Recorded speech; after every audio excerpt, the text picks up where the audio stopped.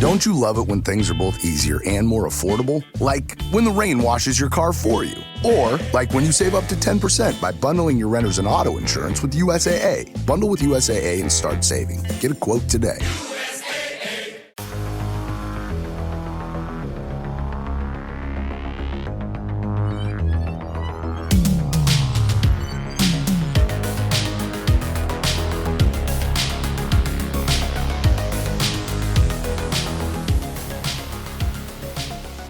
This is the Blue Turf coming to you from Kansas City. However, we are not, where are we not at? The world famous Kansas City Soccer Dome.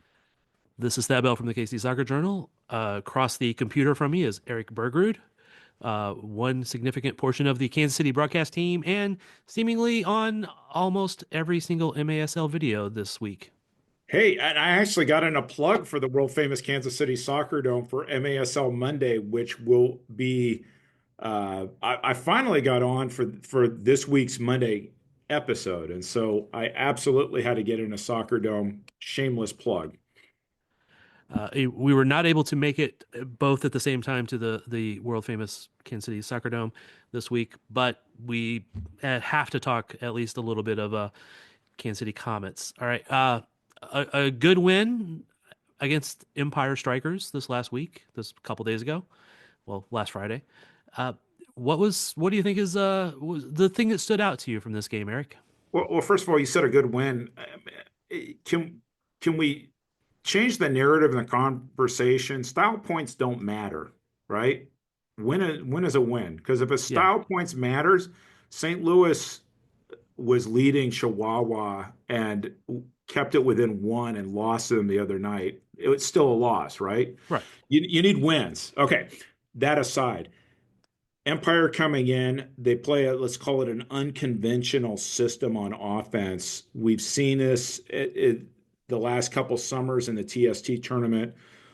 Anua Obasi, who's the new head coach of Empire, coach Newtown Pride, and it's spread the ball around, bring the goalkeeper forward, and it's in a way it's like a methodical power play or methodical quasi six attacker offense with the ball moving around. They want to get their opponents to overreact and jump, and then they look for the open space and score. So Empire scored early, 1-0. Not a huge surprise, but Kansas City ultimately found gaps in Empire's offense, were able to get some turnovers, counters, and lo and behold, they were up 6-1. So the final score, I guarantee you, Coach Stokic was not happy with it being 7-5. But they needed the 3 points, and they got the 3 points. Yeah, and for me, just saying good win because they're a tough opponent, and it was a challenge. It wasn't the prettiness of it, although there was times it was pretty, and times it was not very pretty. That was a lot of questions too, Coach, after the game though. Oh, you ever see a style like that? And I'm like, well, yeah, I've actually seen the Comets play that before, but not on a consistent basis. Right, and I thought the halftime adjustments were great. In fact, my broadcast partner, Nick Vassos, noted that Rio Marquez was supposed to start at target in the second half, and Stokic flipped him out for Andreas, and that had an immediate impact right afterwards. And so Christian Andreas, this is a system that's perfect to put him in. Yep. Because he attacks those holders at the back, right? And got himself a goal. Good for him. You said the second half. I saw really kind of an adjustment in the second quarter. Well, they did that too. I mean, ultimately they adjusted, but then they came out into the second half, making adjustments. And actually, I think that the goal I'm referring to was fourth quarter rather than third quarter. And so Andreas came out like within a minute scoring in the fourth, but I think they had practiced how to handle this. You see it in real life is very different than what it's like in practice, and they ultimately made adjustments. I thought that Real Marquez once again was strong. Nacho got the first star. He had a strong game too. We saw Lucas Sosa get on the scoreboard, which I think was critical because he's been battling with injuries all year. I think one of the challenges that the Comets are going to have to address is how teams are defending Zach Reggett. And it's very intentional how teams are defending him. And so the Comets can adjust off that, more running off the ball when Zach has the ball. That would be the one thing I would say, hey, if you're going to focus on something, focus on that, but you're not going to play 10 other teams that are going to use those same tactics.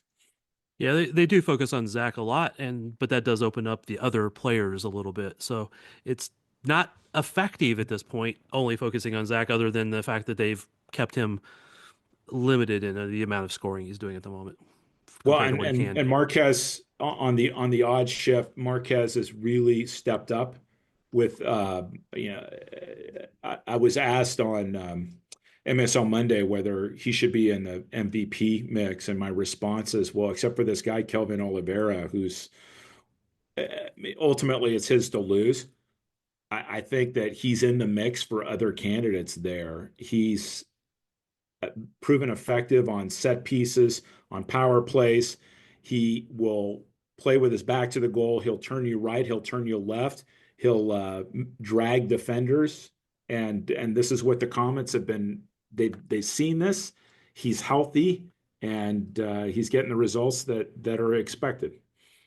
Absolutely. That's we've seen times where he was that player since he's been with the Comets, but it was usually only a month maybe because he would get hurt and then or be battling an injury when he came into the season. So if he stays healthy, he has to be in the MVP conversation. Although you're right, Kelvin is probably the runaway leader at this point, unless something happens to him. So, Well, we'll but he's, see. He's going to miss more games in March. So a lot of voters, they will look at the stats and they'll say, okay, who's leading the league in scoring? And who's leading the league in scoring right now? It's Rion Marquez, 20 yep, points. So uh, this could be his year. it could be. There's other people that are right there though, so it just depends on how the ball bounces the rest of this year. But regardless, it looks like Rion's having his career year with the Comets at this point so far.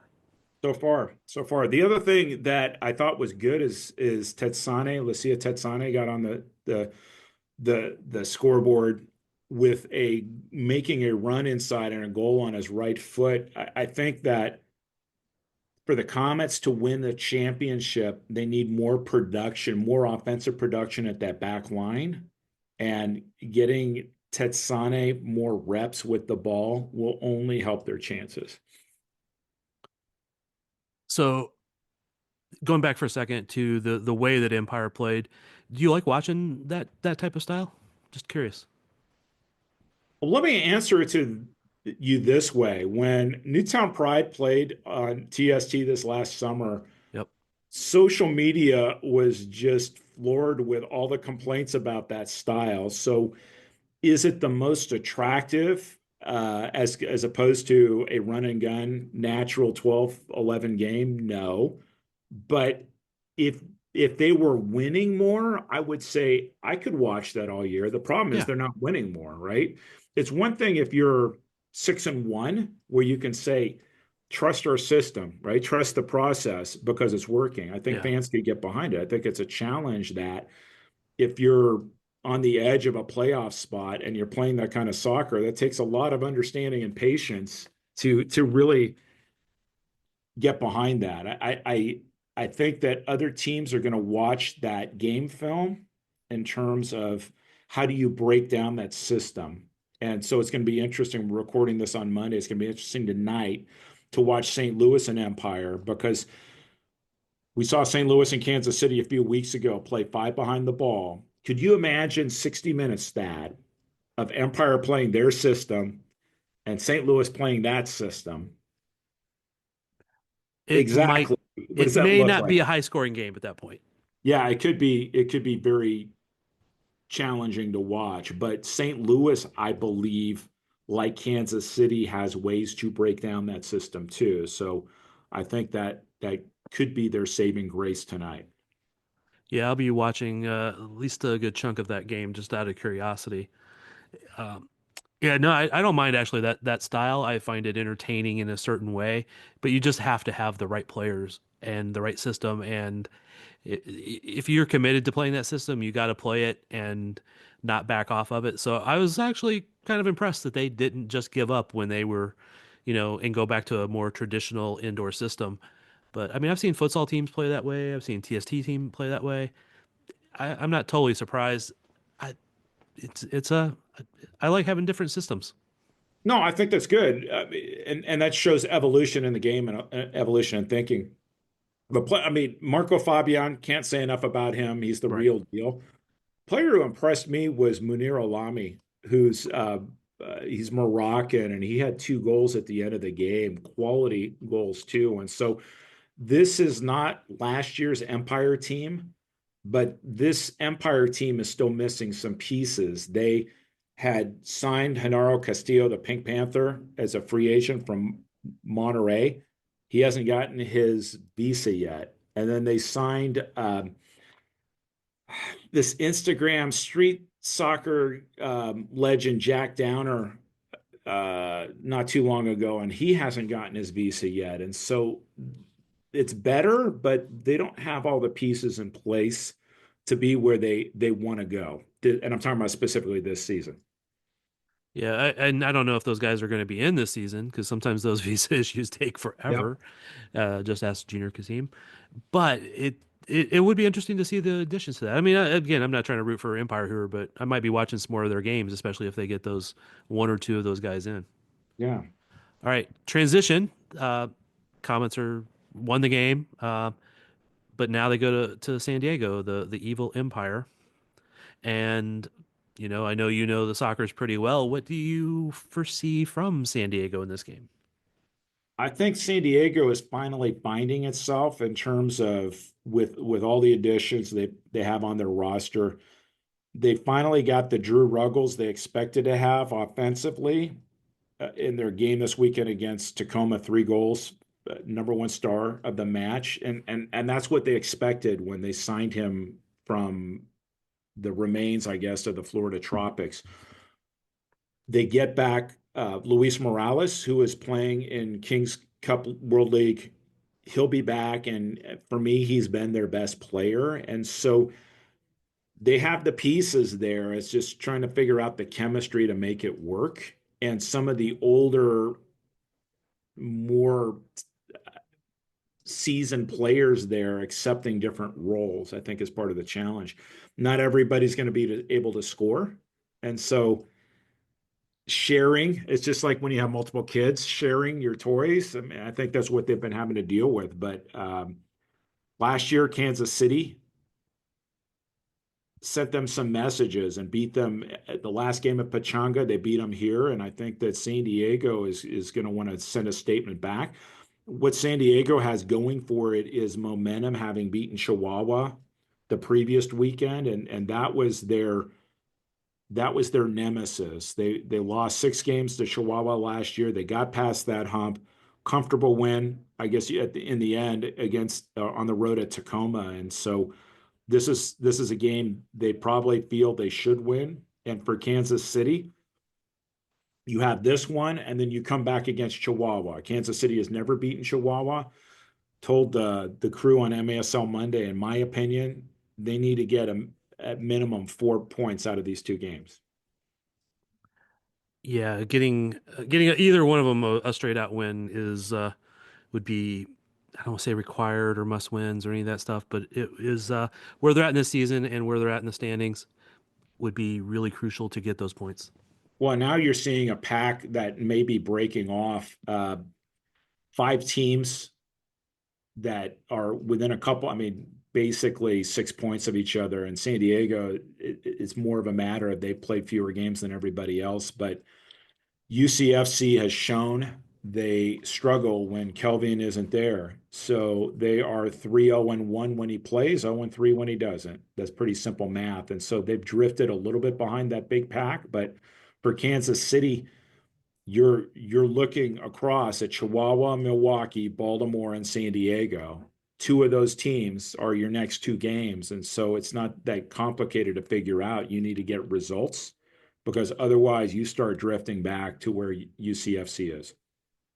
I think if when we talked in the preseason, if we would have predicted who the top six would have been, I think that would be the current top six. Maybe not in that order, but Yeah, of the six, I mean, I think Baltimore is more of a surprise for me. I would have had maybe Tacoma in Baltimore's place, yeah, but Baltimore, they rebuilt, they reloaded, and they too have pieces in, and it's young guys, newer guys on the team that are getting results in addition to their veterans. And so they save for a loss, a competitive loss at Milwaukee, Baltimore would be undefeated. When's the last time we would have said that?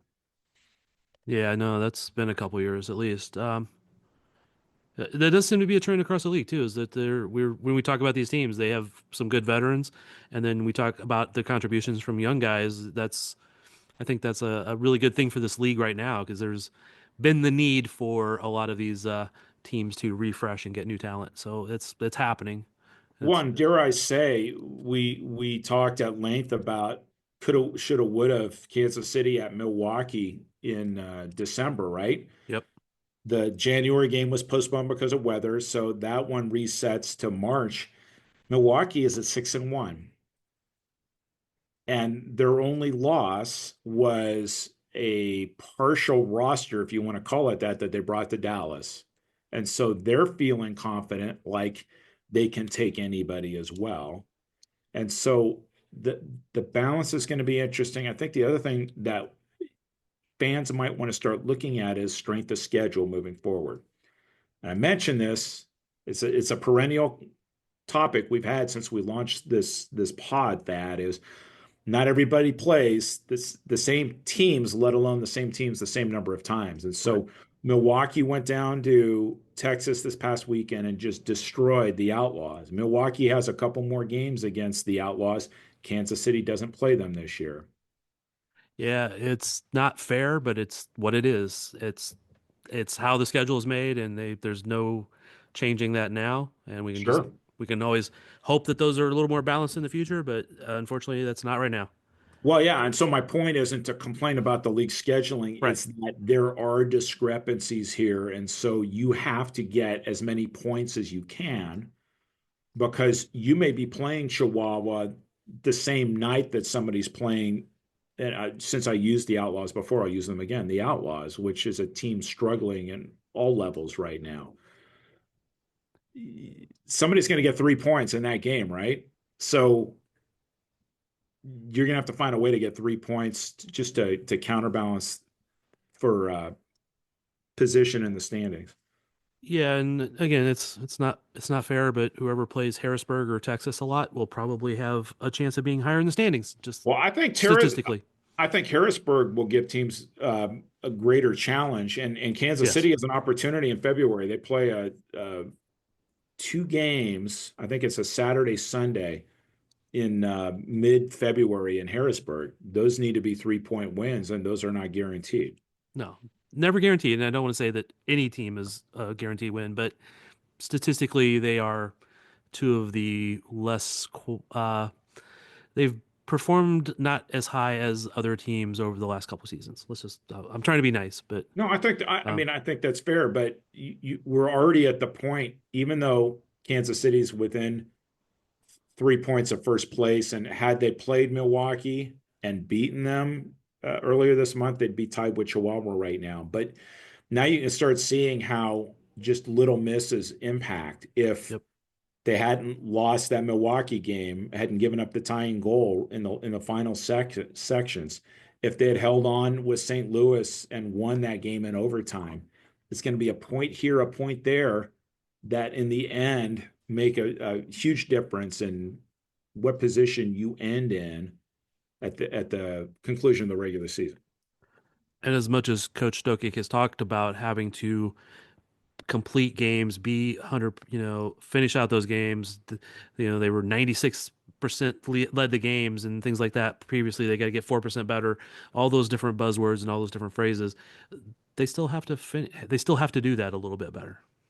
Right. No, I think that's totally fair. So I'd say the report card solid, but room for improvement for sure. Yeah, And you're going to have to be improved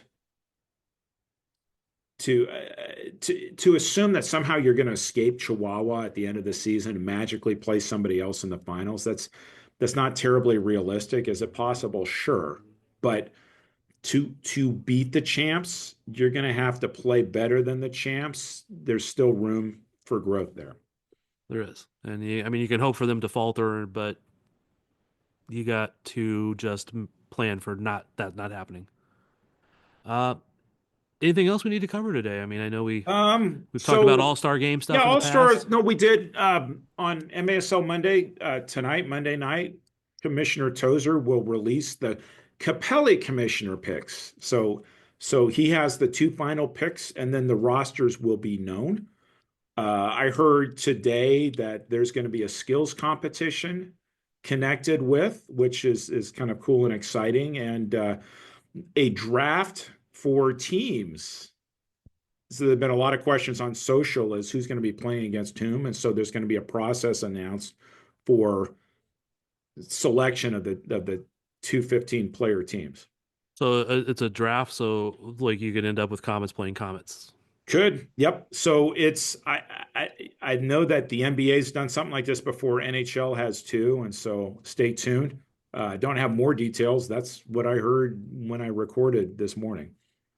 Cool. I was hoping you could reveal who gets to do the picking.